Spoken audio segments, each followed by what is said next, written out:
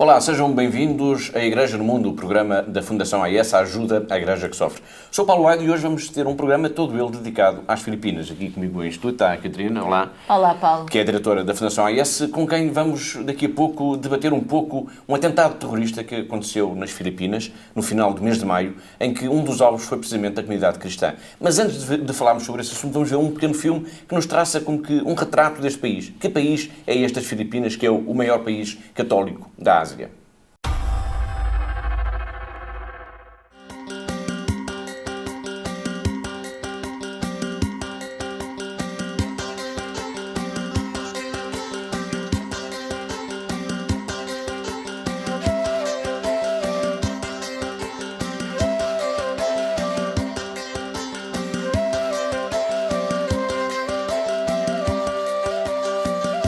The Philippines is an extensive archipelago of over 7,100 tropical islands, which harbour a diverse array of wildlife, idyllic beaches, and an almost endless list of unique landscapes. Often backed by typhoons and other natural disasters, the Filipino people captivate the visitor with their unwavering optimism and vibrant Christian culture.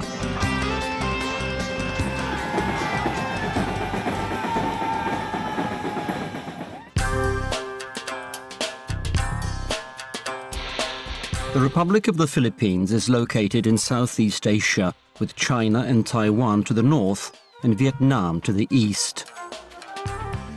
Despite being known for its beaches, much of the country is mountainous and prone to earthquakes and eruptions from around 20 active volcanoes.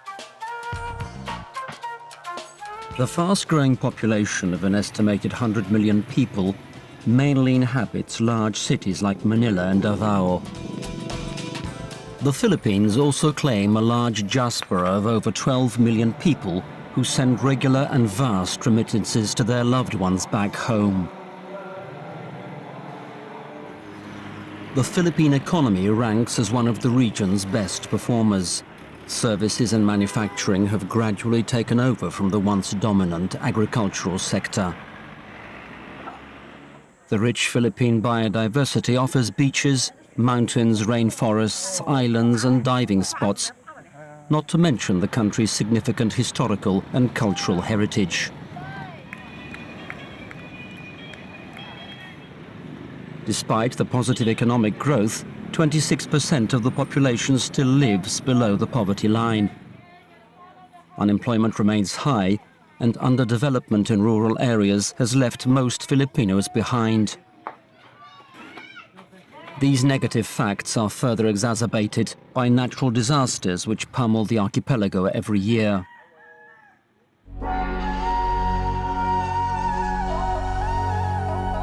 The pre-colonial societies of the Philippines had substantial trade and other contacts with India, China, Japan, and other developing nations in Southeast Asia. By the 1300s, Islam took root on the islands of Sulu, Mindanao, and eventually spread northwards to Luzon.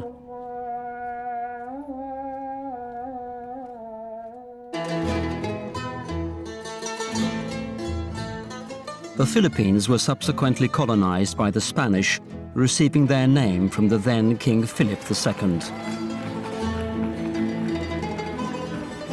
The archipelago was then ceded to the United States in 1898 and only achieved independence in 1946 after World War II, when it became the Republic of the Philippines. The post-war years are unfortunately best known for the notorious regime of President Ferdinand Marcos and his wife Imelda.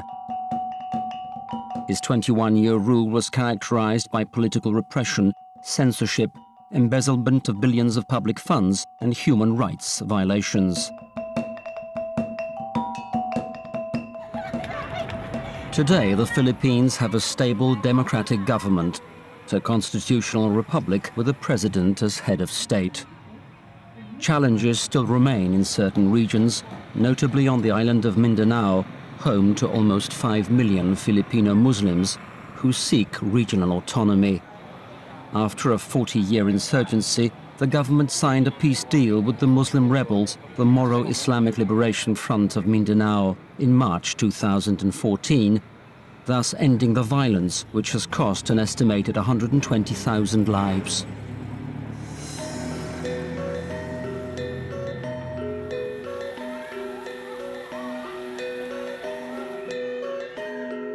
The Philippines is the fifth largest Christian country in the world, with about 93% of the population calling Jesus their Lord.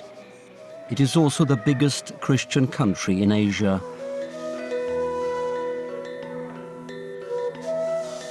The Roman Catholic Church in the Philippines traces its roots to 1521, when the Portuguese navigator and explorer Ferdinand Magellan planted a cross on the central island of Cebu. Magellan met with Raja Humabon, ruler of the island, and after curing his ill grandson, was allowed by the Raja, as a token of gratitude, to baptize 800 of his subjects. Christianity spread through the arduous evangelization of the Spanish clergy, who blended many aspects of the Catholic faith with indigenous ritual practices. Today, this colonial legacy lives on whenever, through religious dramas, Filipino Catholics reenact the Passion of Christ during Holy Week.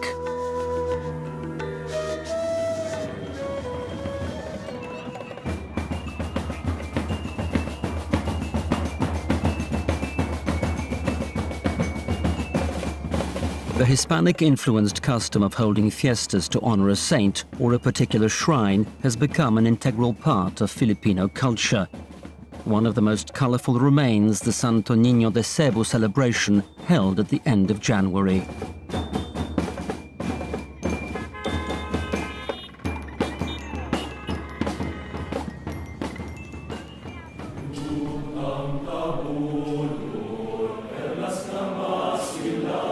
Most Filipinos are very religious. Their belief in God lies at the foundation of many aspects of their lives. Every Sunday, churches are filled to capacity as the faithful gather for prayer. Shrines like the 400-year-old Black Nazarene in their Quiapo Church Minor Basilica of Manila see thousands of followers every day, giving thanks for all the blessings they have received, while the annual procession draws millions of people, forcing the city to declare the day a holiday because of the extreme congestion. In 2021, we would recall 500 years when, the missionaries, when the Spaniards came and they celebrated the first Mass, and we did the first baptism in Cebu. The faith of the people, it is a faith that even in the midst of calamities, it's a joyful faith. We are a people who celebrate with songs, with smiles, in our face. We are still a community which gather for devotions, novenas, rosaries, masses. And whether they are Filipinos at home or people who go abroad, when there are Filipinos, then they know that they will go to church and sing, with a loud voice.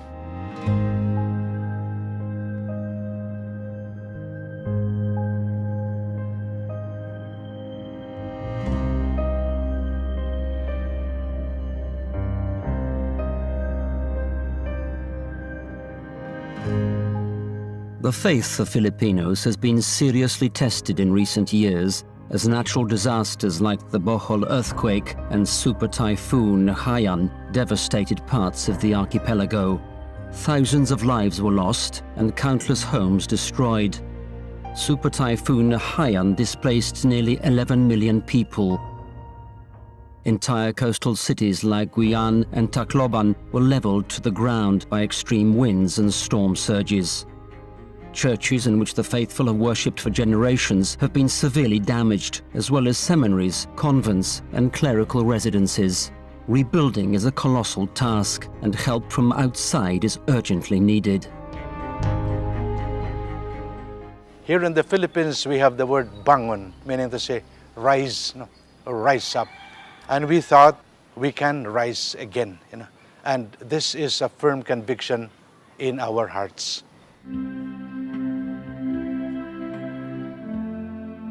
Many of us are still roofless, many of us are still homeless, but certainly we are not hopeless.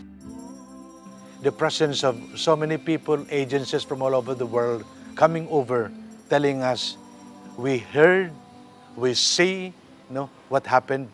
We are with you in solidarity. And we say thank you. With your help and with our efforts, we will rise again.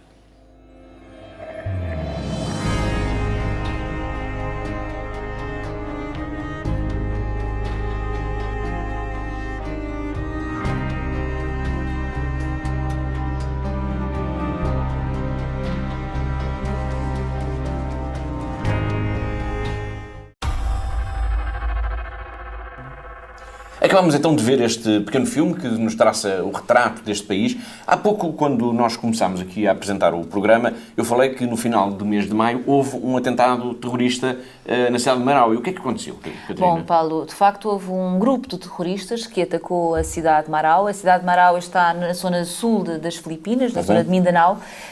E de facto, nos finais de maio, houve este grupo terrorista que atacou a catedral, onde estavam inclusive o padre e alguns paroquianos que estavam a rezar naquele momento, e foi um ataque bastante violento. Soubemos depois que houve inclusive a própria destruição de parte da catedral. Nessa altura, nesse mesmo dia, nos finais de maio, tanto o padre como alguns paroquianos foram feitos mesmo reféns deste grupo terrorista. O que é que pretende este grupo terrorista que, deixe-me já explicar também aos nossos telespectadores, que está ligado, digamos assim, ao autoproclamado Estado Islâmico, gerou fidelidade ao autoproclamado Estado Islâmico. O que é que eles pretendem? Bom, o que se fala, o que nós sabemos, a informação que temos é que possivelmente neste momento estão a tentar construir, refazer um novo califado ali na zona sul das Filipinas, e por isso, inclusive, sabe-se que há vários dos terroristas são estrangeiros, portanto, e sabemos que estão a tentar ali naquela zona sul, que é uma zona fortemente muçulmana, com uma comunidade muçulmana bastante grande, e que estão a tentar instaurar ali um califado. E a forma como o fizeram foi como tem sido feito noutros países, que temos aqui também a Igreja no Mundo dado a conhecer aos nossos telespectadores, tem sido de uma forma muito violenta. E este ataque, como nós dissemos há pouco, foi bastante violento, houve vários mortos logo na altura, e como falámos, neste momento que estamos aqui a gravar, ainda não sabemos o que é que se passou deste padre, o padre Teresito Suganob, e 15 paroquianos que estavam com ele, que estão feitos reféns, e neste momento, nesta altura, nós não sabemos exatamente o que é que se terá passado. Inclusive, o bispo está extremamente preocupado, porque já apareceu um vídeo deste padre Teresito a pedir ao presidente Duterte para cancelar, para acabar as operações militares que estão a fazer neste momento o exército filipino porta a porta. Veio pedir neste vídeo para o presidente parar. O presidente já disse que não irá parar, e o bispo está verdadeiramente preocupado com o que irá acontecer e teme que este padre e estes paroquianos possam ser usados como escudos humanos nestas negociações entre o Estado e este grupo radical. Este ataque de que nós estamos aqui a falar, portanto, ocorreu no final do mês de maio, na zona sul das Filipinas, que é uma zona maioritariamente muçulmana, como disse a Catarina, apesar do país, na zona norte, ser maioritariamente cristão. E durante estes dias, digamos, de ataques, houve vários episódios de muçulmanos que protegeram os cristãos, o que é um dado também muito significativo. Nós temos agora mais um pequeno filme para ver, em que fala do esforço da aposta, digamos assim, do diálogo entre comunidade cristã e comunidade muçulmana, um esforço que é dedicado pela Igreja Católica. Catarina, de qualquer forma, temos também de dizer que a própria Fundação AIS está muito empenhada, digamos, em apelar às orações dos cristãos em todo o mundo. Exatamente, e o nosso secretariado da AIS nas Filipinas está a dinamizar neste momento uma corrente de oração contra o terrorismo e contra o terror que está a ser praticado em vários pontos do nosso mundo, exatamente de acordo com o pedido que é feito pela Igreja Filipina de dinamizarmos esta corrente de oração, porque mais do que nunca, Paulo, precisamos que esta nossa oração, que é a oração de todos os homens de bem do mundo, que possam lutar através da oração contra esta onda de terror que o mundo está a ver e que todos os dias são novos episódios que nos chegam à nossa casa. Muito bem, vamos então ver esse outro pequeno filme que nós preparamos para si, em que fala desta aposta no diálogo entre religiões nas Filipinas.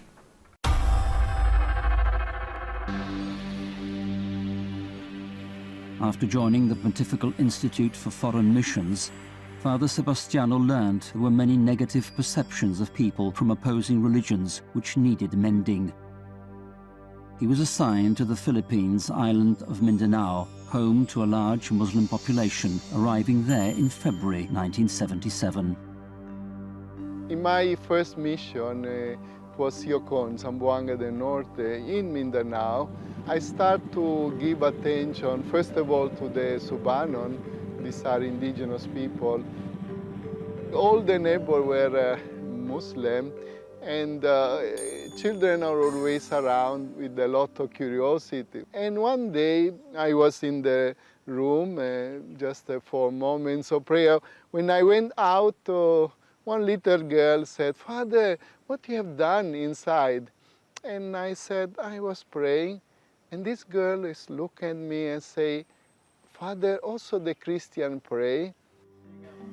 I was touched because poor girl, she has an understanding of the Christian, like the military, those who kill the Muslim.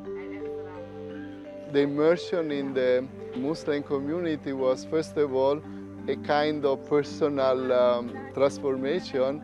I came up with this expression that became now a slogan, our motto, our point of reference. Dialogue starts from God and brings people back to God. Thanks to the respect garnered from the Muslim community, Father Sebastiano was asked by the MNLF rebels to negotiate their surrender, for which the government would grant the rebels amnesty. This was a time of heavy military operations in different parts of Mindanao, resulting in major casualties from both the civilian and the armed groups. For more than a year, starting in August of 1979, Father Sebastiano met with rebel and military groups.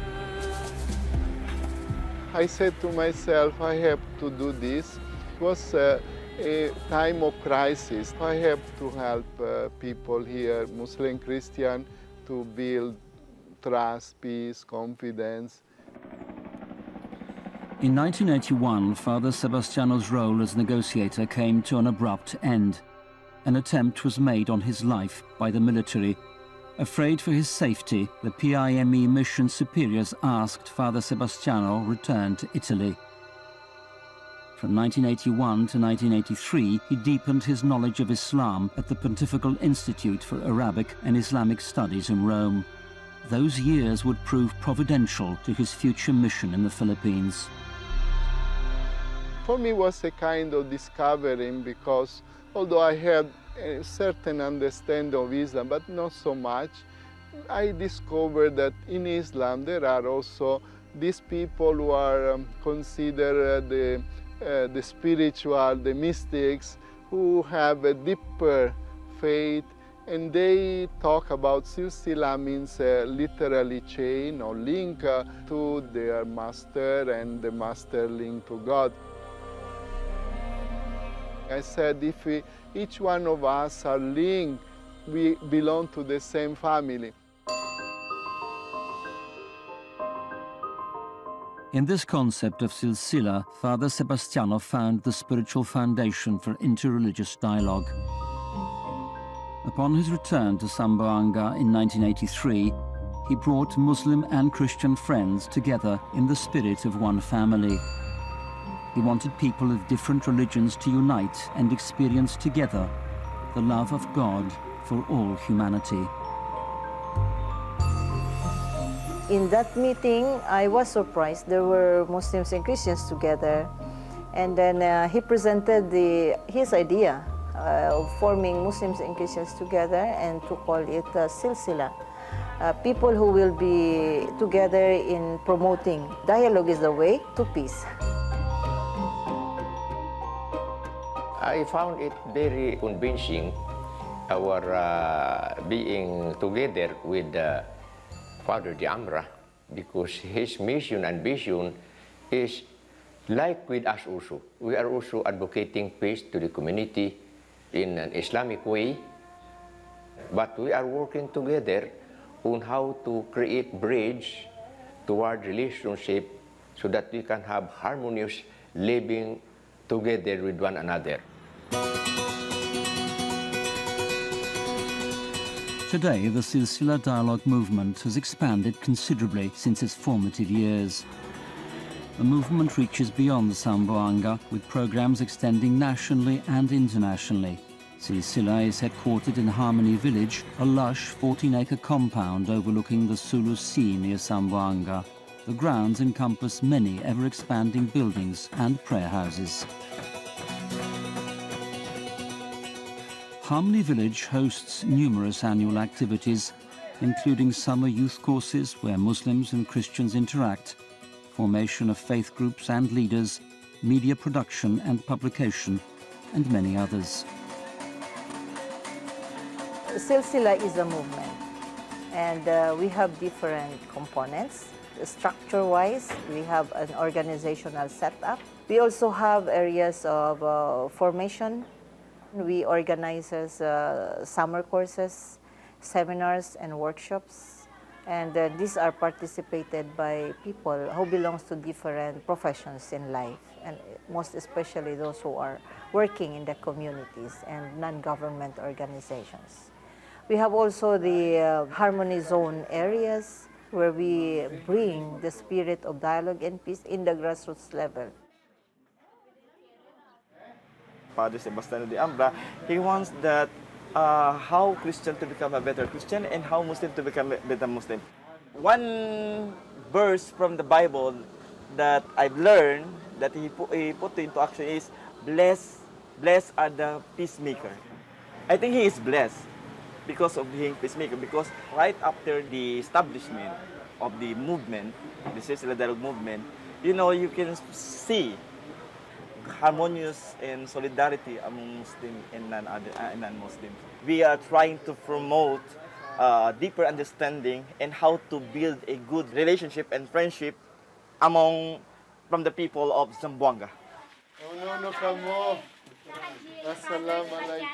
Some people probably continue to say why you are spending so much time, energy with the Muslim. I think people start to reflect. It is worth it to build these bridges. I believe in this stage of history where there is more radicalism, we have to move on, no matter how. And I believe Christian and Muslim who have been observing Silsila in these 30 years, they can say it is worth it to be together, to build together a common house in spite of form of radicalism that still are clear, even here in our part, not only in other countries. Sa future sa apo mo.